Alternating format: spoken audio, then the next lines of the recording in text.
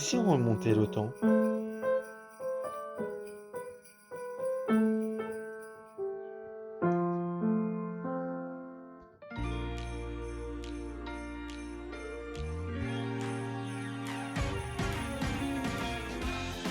Bonjour et bienvenue dans cette 4e émission de Back to News. On est plus qu'heureux de vous retrouver pour ce dernier épisode de l'année. D'ailleurs, pour l'occasion, nous avons décidé de réaliser une émission plus courte, plus cosy, plus familiale, dédiée aux fêtes de Noël. La date visée est donc, vous l'avez compris, le 25 décembre, et plus généralement les fêtes de fin d'année. Nous vous souhaitons à tous nos meilleurs vœux pour l'année 2022.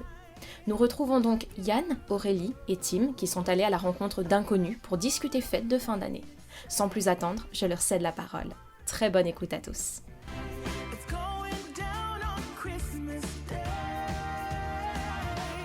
Merci Estelle et bonjour à tous, bienvenue dans ce 4e épisode de Back to News spécial fête de fin d'année. Je suis entouré de ma fine équipe, bonjour Aurélie. Bonjour Yann. Salut Tim. Salut Yann. Ensemble nous allons évoquer nos souvenirs des fêtes à travers des anecdotes amusantes, sincères et insolites. Nous vous avons posé plusieurs questions sur le thème de Noël, on vous écoute tout de suite. Madame, bonsoir. Bonsoir jeune homme. Merci de vous arrêter au micro de Back to News. Ah ben ça fait avec plaisir. Je vais vous poser des questions sur le thème de Noël. Donc déjà, première question. Qu'est-ce que signifie Noël pour vous ? La reconnaissance, l'union, le plaisir de se retrouver ensemble, que ce soit avec la famille ou les amis, et puis les grands-parents surtout, puis la joie de la découverte pour les cadeaux pour les enfants. Bon, essentiellement un moment de partage où on se retrouve plus ou moins tous en famille. Noël, c'est la famille, c'est bien manger. Souvent, quand j'étais petite, c'était le matin, on se réveille, on descend en pyjama. Quand on est petit, on se lève assez tôt. Donc, On cherche le Père Noël. Voilà, Ouais. c'est ça, très pressé. Donc, ces petits souvenirs-là de maman qui attend en bas de l'escalier avec la caméra. Et voilà. Pour filmer les réactions. C'est ça, exactement. J'aime beaucoup de Noël, pour moi c'était synonyme de réunion en famille, de très bons repas, je l'avoue. Ce que j'aimais dans Noël, c'est surtout la magie qui s'opérait. On avait les films de Noël, on avait des très bons moments et j'ai beaucoup aimé ça. En fait, c'est juste l'esprit de Noël, d'être à table avec tout le monde, de bien manger et de partager des bons moments, quoi. J'aime bien Noël parce que ça reste tout de même une période de l'année, plus précisément une date hyper festive en fait, même si ça prouve que plus je vieillis, moins Noël c'est intéressant. Moi je suis... Parce que c'est moins magique, c'est plus aussi magique qu'avant, c'est ça ? Avant c'était pas magique en soi, c'est que j'ai jamais trop cru au Père Noël par exemple, mais pourtant voilà, le 24 au soir vraiment c'était... Toute la famille se réunissait, il y avait les cadeaux, il y avait tous les cousins, cousines. Mais maintenant qu'on vieillit plus, il y a des cousins, cousines qui sont à l'étranger pour leurs études. Et puis c'est moins cool quoi de recevoir des cadeaux quand on est plus vieux. Les téléfilms, c'est souvent un peu cucu la praline. Bon, voilà. Mais non, après, je vois pas pourquoi il y a de mauvaises raisons, des raisons de ne pas aimer Noël, hormis ceux qui n'aiment pas leur propre famille. Mais bon, ce qui n'est pas mon cas. De manière générale, c'est toujours sympa, et puis bon, c'est pas le temps que ça dure non plus, c'est juste histoire de quelques heures. Déjà, je suis assez indifférente face à cette fête, dans le sens où je comprends pas tellement toute l'excitation autour de cette question de la magie de Noël, déjà, genre, qu'est-ce que c'est concrètement ? Et donc en vrai, c'est juste que je m'en fous d'abord. Mais ce qui fait que vraiment j'aime pas ça, c'est quand en fait les gens en parlent tout le temps. Dès la mi-novembre, mais des fois dès fin octobre, les gens commencent déjà à parler de Noël et on en a pour 2 mois quoi. Alors que, comme ça me fait rien, je trouve ça juste un peu saoulant quoi. Et aussi je trouve ça perpétue en fait des traditions sans réfléchir souvent. Je pense après ça dépend aussi beaucoup des familles, mais en l'occurrence chez moi c'est vraiment juste... on applique les traditions parce qu'on doit les appliquer en fait. C'est une sorte d'injonction à être heureux en famille ce jour-là, alors que il n'y a pas ce truc-là le reste de l'année en fait. Je trouve qu'il y a un peu une sorte d'hypocrisie aussi, et aussi cette sorte d'offrir les cadeaux, mais plus par obligation que par réelle volonté de faire plaisir à quelqu'un souvent. L'ouverture des cadeaux le 24 au soir ou le 25 au matin ? Alors, quand j'étais petite, c'était le 25 au matin automatiquement. On ne pouvait pas transgresser. Maintenant, en vieillissant, je préfère avoir comme une grande gamine que je suis les petits cadeaux tout de suite, vers minuit quand même, et je suis ravie. Pour vous, vous êtes plutôt un sapin type traditionnel, naturel ou un sapin artificiel? Un traditionnel, naturel. Pour l'authenticité et l'odeur surtout. Pour vous, c'est important? Ah oui. Naturel dans ma famille, mais le plus souvent on fête Noël chez mes grands-parents. Eux, ils ont tous les ans depuis aussi loin que je me rappelle le même sapin artificiel. Il est très grand, très beau. C'est juste pour des raisons esthétiques. C'est naturel et en même temps un petit peu différent puisque c'est je dis la marque, tant pis. Un Norman, c'est un sapin qui perd pas les épines parce que j'ai un petit chat et je veux pas que mon petit chat ou un petit enfant qui viendrait chez moi le soir avale des épines qui tomberaient. Mais j'adore l'odeur du vrai sapin. Pourtant, il y a des gens qui achètent des sapins artificiels parce que avec un enfant, c'est moins toxique. Oui, disons que je suis pas trop d'accord avec ça. Le vrai sapin n'est pas toxique, c'est les odeurs naturelles. C'est le plastique qui serait plutôt plus toxique avec le sapin artificiel. Naturel. L'odeur, la perte des aiguilles, le fait de le balayer. Je dirais que les deux me conviennent. Après, le artificiel est pas mal. Ça dépend, on le garde combien d'années. Moi, j'en ai un, ça fait exactement 25 ans qu'on l'a, notre sapin artificiel. Donc je pense qu'il n'est plus vraiment polluant, vu le nombre d'années qu'on l'a, plutôt que d'en racheter un tous les ans. Alors maintenant, on va parler un peu du repas de Noël. Est-ce que t'es plutôt foie gras ou huître? Ah, moi je suis pas du tout huître, donc c'est complètement foie gras. Souvent, c'est quoi le plat principal de votre repas? C'est un chapon, un poulet, autre chose? Souvent c'est chapon. Alors, pour moi, l'entrée, ça serait du saumon, des crevettes, suivi d'une bonne poularde ou un beau chapon fumé au vin jaune, avec des petites morilles, si je peux en trouver, ou alors des autres petits champignons bien sympas, du butternut ou du potimarron en purée, du pané, que je fais en petite purée, et des patates douces, et tout ça, ça se marie merveilleusement bien. Le dessert, ça serait une bonne petite bûche traditionnelle, je souligne traditionnelle, au Grand Marnier, et ça serait très bien. Et puis des petites clémentines pour alléger tout cela. Puis si on peut, suivant ses moyens, se mettre un petit peu de champagne, ou alors un petit claret de Die. Voilà, tout dépend du budget de chacun. Moi j'aime le poulet au curry, j'aime tous les plats un petit peu exotiques. C'est souvent pommes de terre, haricots verts, choses comme ça. Et en dessert, bûche Grand Marnier ou chocolat? Chocolat. Foie gras. Je n'aime pas les fruits de mer. Plutôt chapon. C'est traditionnel, c'est classique, c'est rapide à préparer. Alors les entrées. Saumon, foie gras, coquille Saint-Jacques, escargot. Les huîtres, c'est pas pour moi. Je n'aime pas ça, l'aspect me dégoûte. Et bon, le goût ne me plaît pas non plus. Alors en plat, moi j'aime bien un petit poulet au mori, avec des haricots verts et puis un petit gratin dauphinois. Et pour le dessert, une bûche chocolat. Bien sûr, avant un plateau de fromage, une bûche roulée. Si possible, fruits rouges, ce qui est bon aussi. Un petit digestif avec? Forcément. Quel digestif? Une poire, un petit calva ou une petite vodka, pourquoi pas? Tout ça avec modération, évidemment. Bien sûr. Qu'est-ce que vous aimez faire avant de cette période-là? La décoration, vous aimez mettre quoi? Alors, j'adore décorer mon sapin. Je redeviens petite fille en quelque sorte.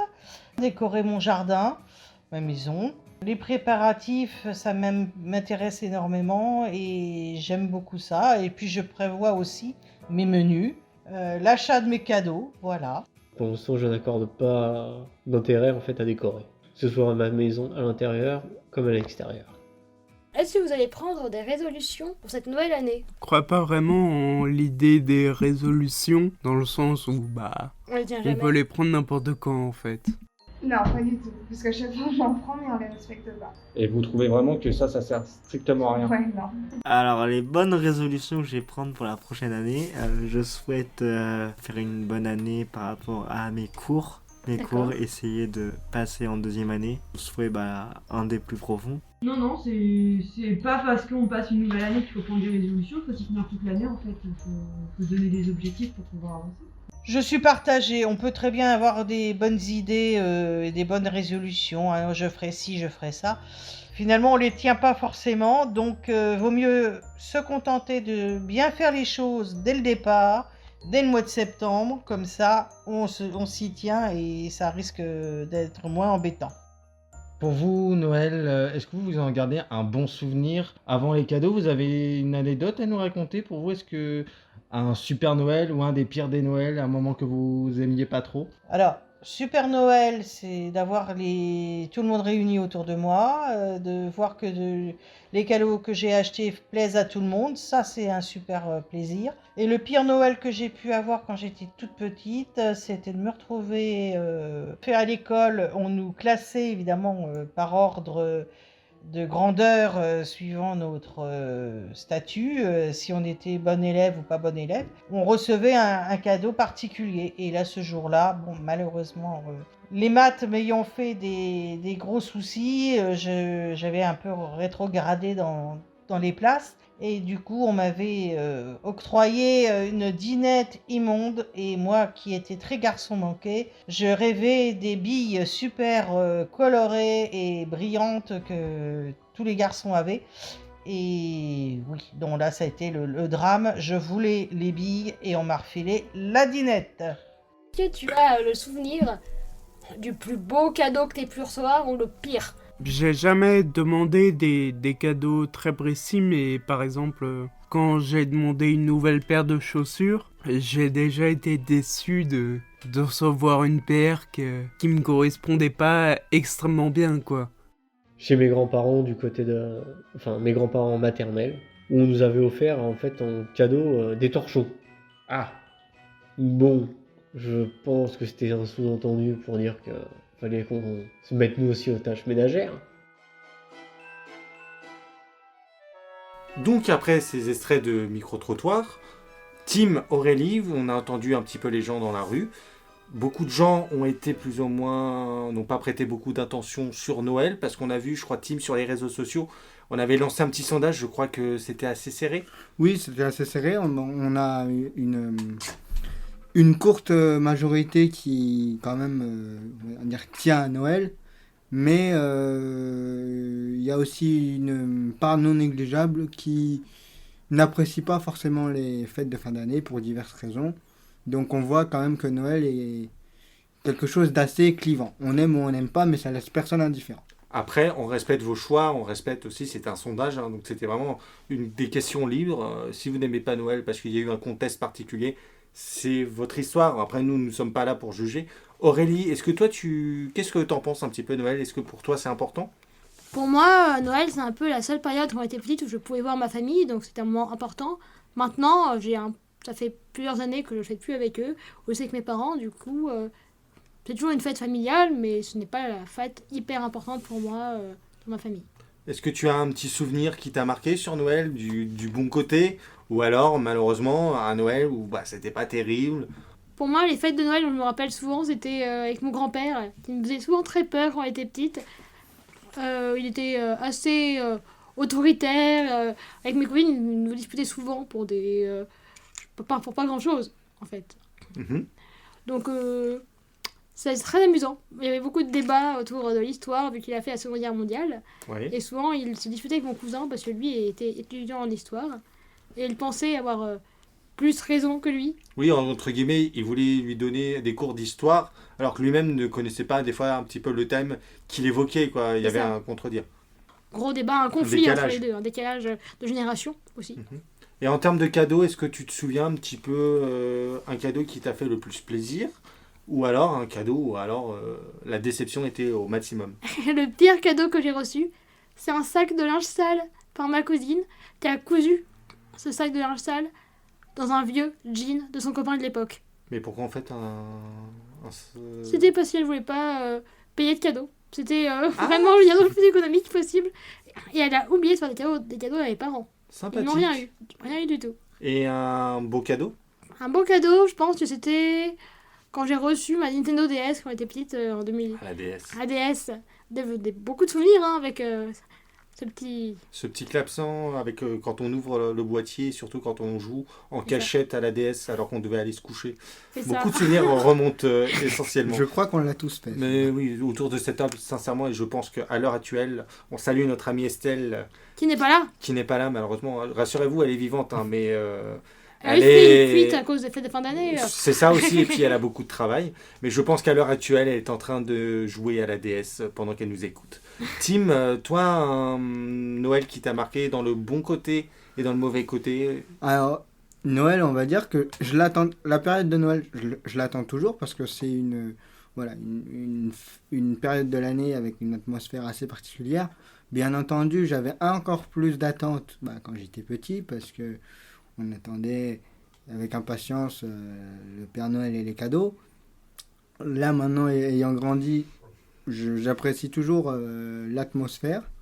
Mais voilà, j'ai quand même un petit peu moins d'attente. Et pour te répondre, les cadeaux, je me rappelle, un des meilleurs cadeaux, ça a été la première fois que je crois que, si je dis pas de bêtises, la première fois que j'ai eu la possibilité d'aller à Disneyland, c'était avec des billets que j'avais reçus pour Noël. Je devais avoir quoi, 7 ou 8 ans. Ouais. Donc voilà, quand t'es enfant, Disneyland, c'est le Graal. C'est la magie de Noël. Voilà. Donc même plus de 10 ans après ce Noël-là, c'est toujours la magie de Noël. Il y a des adultes qui adorent retourner à Disney, ils retournent en enfance. Ah oui, mais même 10 ans après, je crois que... Et puis même dans 10 ans, je pense que ce Noël-là restera toujours comme étant l'un des plus beaux Noëls. Je dois avouer que moi, les cadeaux pourris, en toute honnêteté, c'est pas pour sortir un joker. J'ai été assez épargné. J'ai pas vraiment de... T'as eu la chance, on va dire, pas Ouais. épargné. T'as eu de la chance de pas avoir eu une déception sur les cadeaux. Quoique, des fois, avoir un cadeau en doublure peut être aussi une déception. Parce qu'on a peur de gêner la personne. Alors, beaucoup de gens le font. Hein. On va sur le Bon Coin, on tape tout de suite les références du cadeau en question et on le remet en vente. Mais ouais, dans ces cas-là, oui, effectivement... En termes de repas, vous êtes plutôt Aurélie ou Team un petit peu viande en plat principal et en entrée foie gras, saumon?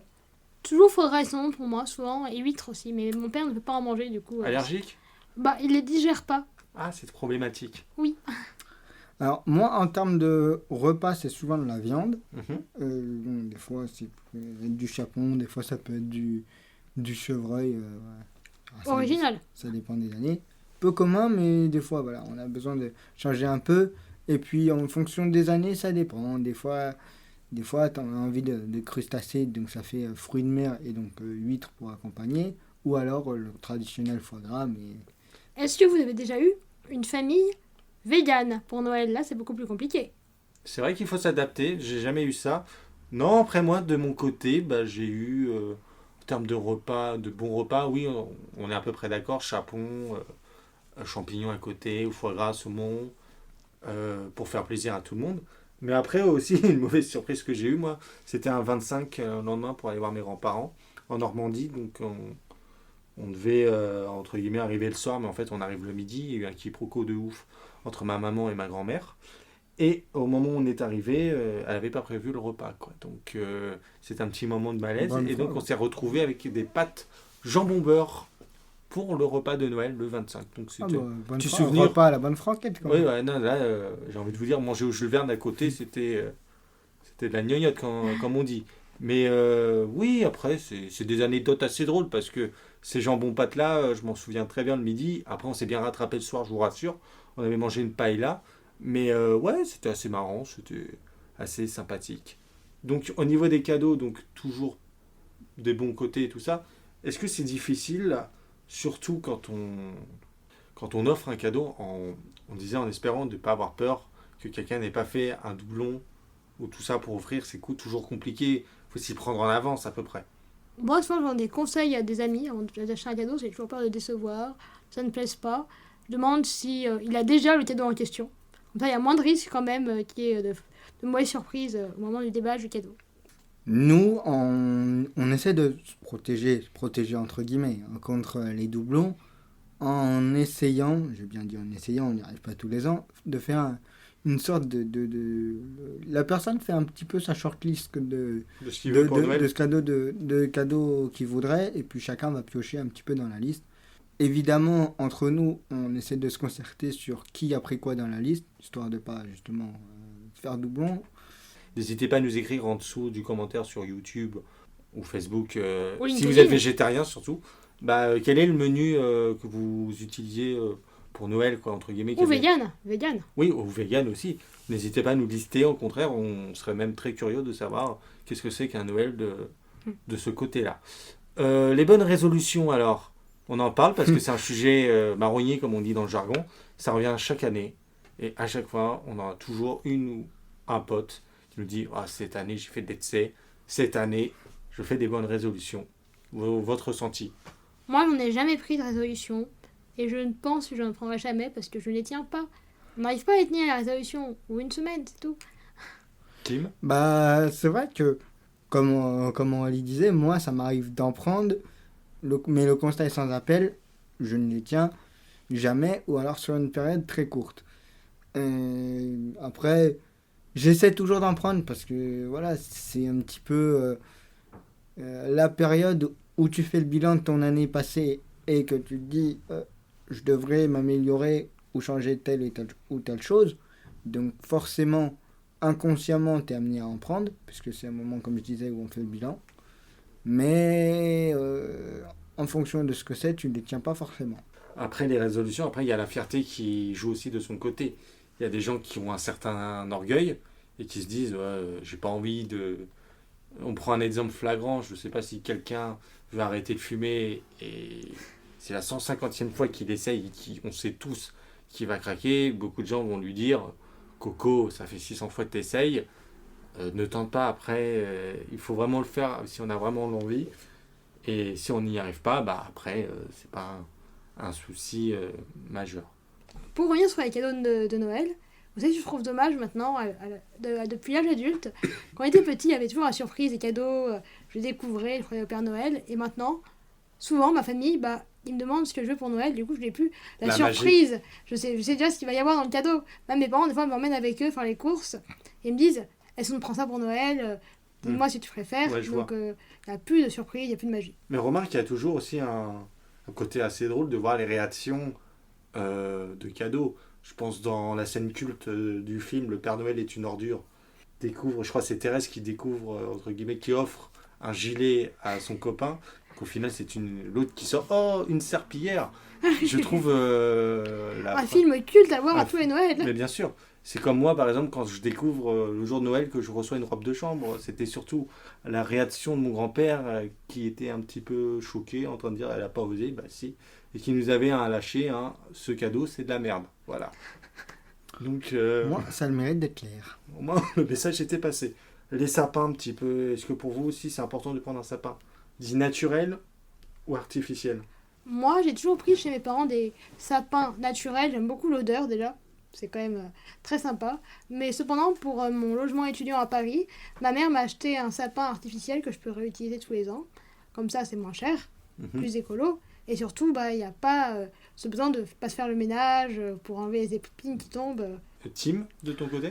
Ma préférence purement personnelle va vers les sapins naturels. Après, il faut savoir que j'ai un chat à la maison et on a constaté qu'il jouait avec les aiguilles, qu'il en mettait partout et que ça faisait du ménage et de l'entretien en plus. Donc depuis quelques années, on s'est rabattu vers les sapins plutôt fait maison, qu'on peut réutiliser. Ce qui n'est pas plus mal parce que je rejoins ce que Aurélie disait, c'est plus écolo et donc ça fait un geste pour la planète. Mais c'est vrai que c'est peut-être pas la même ambiance. Moi, je ressens plus de magie quand j'ai un sapin naturel que je dois décorer. Ouais, je suis plus dans l'atmosphère Noël.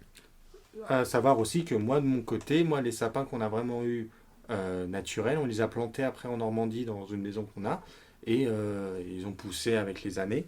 On peut aussi faire une solution comme ça. On plante le sapin et après, au lieu de le jeter directement dans la benne, on va revenir aussi un petit peu sur Noël.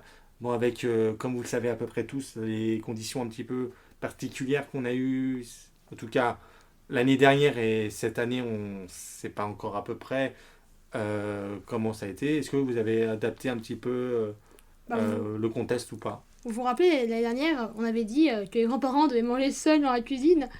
Mais c'était, je crois que la plupart des familles ne l'ont pas fait. Hein. Ils n'ont pas isolé leurs grands-parents du repas de famille. C'est un peu une tradition. Non, mais tu avais la limite de personnes. Je crois qu'on n'avait pas le droit C'est d'être vrai, à plus de 5. Plus de 6. Plus de 6, je crois.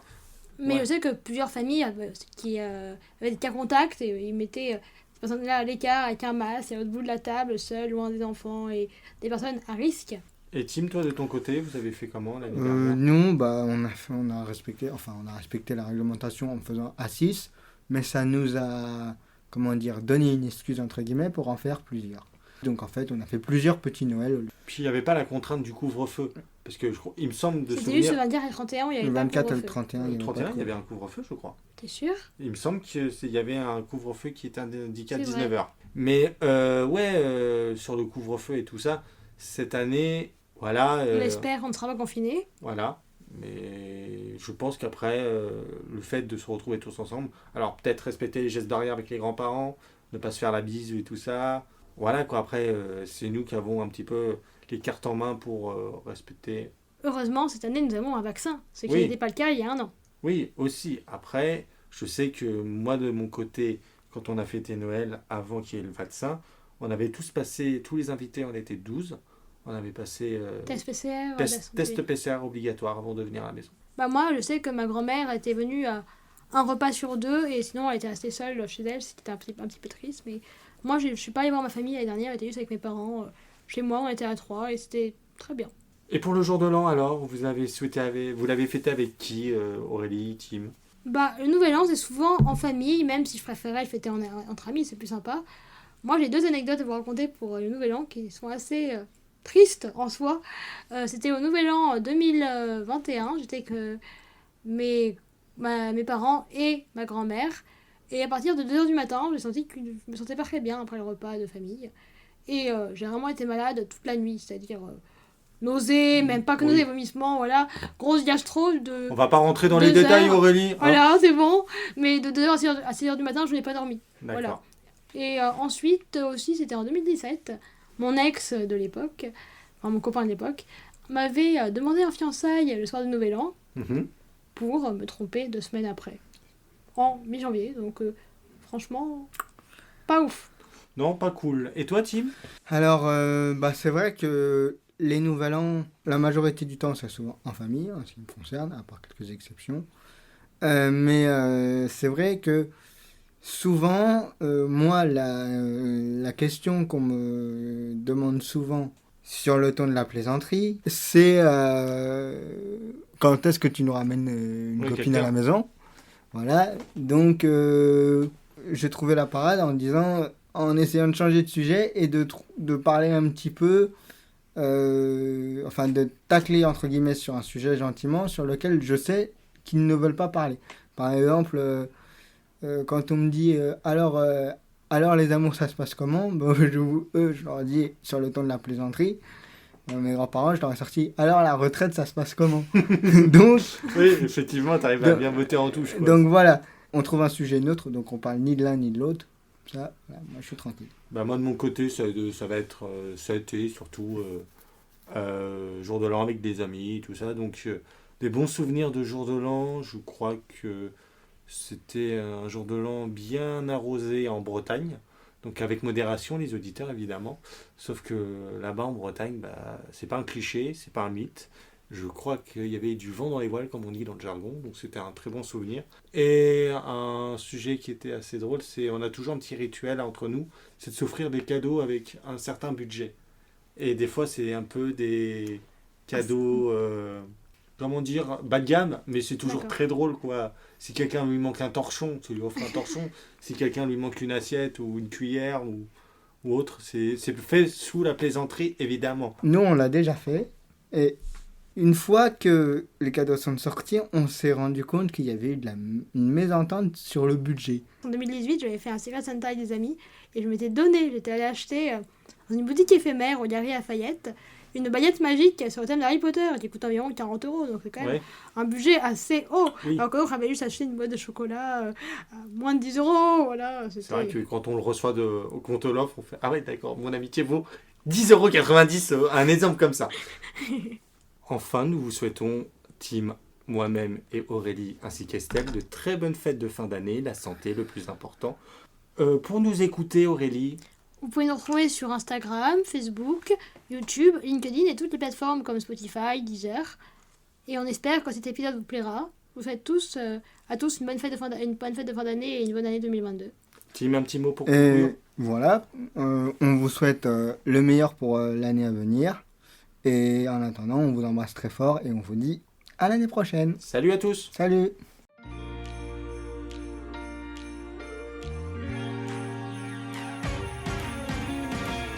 Je vous souhaite également de très belles fêtes.